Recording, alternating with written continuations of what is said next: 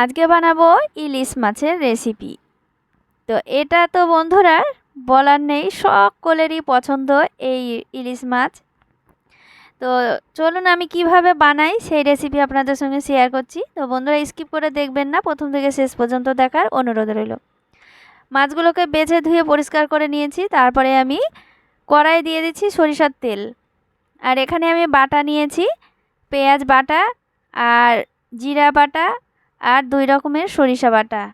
সাদা সরিষা অল্প করে নিয়েছি আর কালো সরিষা, মানে 1 চামচ কালো সরিষা আর 8 চামচ মতো সাদা সরিষা দিয়ে এটাকে আমি খুব ভালো করে বেটে নিয়েছি। আপনারা চাইলে এখানে পেঁয়াজটা নাও দিতে পারেন, স্কিপ করতে পারেন। তো বন্ধুরা দেখুন আমি পেঁয়াজ দিয়েছি, খেতে খুব সুন্দর হয়। তো এটাও আমি মশলাগুলো দিয়ে দিচ্ছি। মশলাটাকে আমি কিছুক্ষণ নাড়াচাড়া করে নেব, কিন্তু বেশিক্ষণ এটা আমি কষবো না, খুব বেশিক্ষণ কষলে তেতো ভাব লাগবে। তো দেখতেই পাচ্ছেন, এরপরে আমি স্বাদ মতো লবণ দিয়ে দিচ্ছি, তারপরে লঙ্কার গুঁড়ো দিয়ে দিচ্ছি।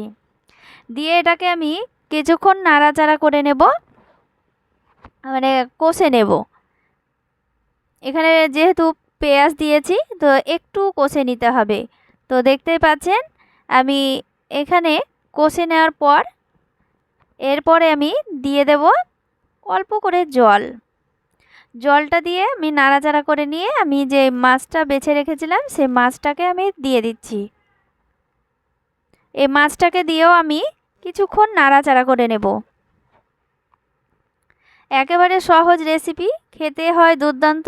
1 থালা ভাত নিমিষেই খেয়ে নেবেন। আর এসব মাছ সকলেরই পছন্দ। তো দেখতে পাচ্ছেন এই মাছে যত অল্প করে মশলা দেওয়া যাবে তত সুন্দর টেস্ট বের হবে। আর কাঁচা লঙ্কা দিয়েছি। তো দেখতেই পাচ্ছেন এখানে আমি এইভাবে কষে নিয়েছি। তারপরে আমি পরিমাণ মতো জল দিয়ে দেব। এখানে পরিমাণ মতো আপনারা যেমন পছন্দ করবেন গ্রেভিটা, সেইভাবে আপনারা জলটা দিয়ে দেবেন। দিয়ে নাড়াচাড়া করে নিয়ে আমি কিছুক্ষণ ফুটিয়ে নেব, তারপরে নামিয়ে নেব। এই তো দেখতেই পাচ্ছেন কত সহজে রেসিপিটা তৈরি হয়ে গেল। তো এইভাবেই যদি রান্না করা হয় নিমিষেই দুপুরবেলার ভাতটা তৃপ্তি করে খাওয়া যাবে। আর আমার চ্যানেলে যদি বন্ধুরা নতুন হয়ে থাকেন, আজকে প্রথম হয়ে থাকেন, তো এখনও পর্যন্ত সাবস্ক্রাইব করেননি, তো বন্ধুরা সাবস্ক্রাইব করে পাশে থাকবেন। পাশে থাকলে অবশ্যই আমাকেও পাবেন পাশে। তো বন্ধুরা, আর যে সকল বন্ধুরা আমার পাশে আছেন সে সকল বন্ধুকে অসংখ্য অসংখ্য ধন্যবাদ জানাই। আবারও দেখা হবে নতুন একটি রেসিপি নিয়ে। সবাই ভালো থাকেন, সুস্থ থাকেন, ধন্যবাদ।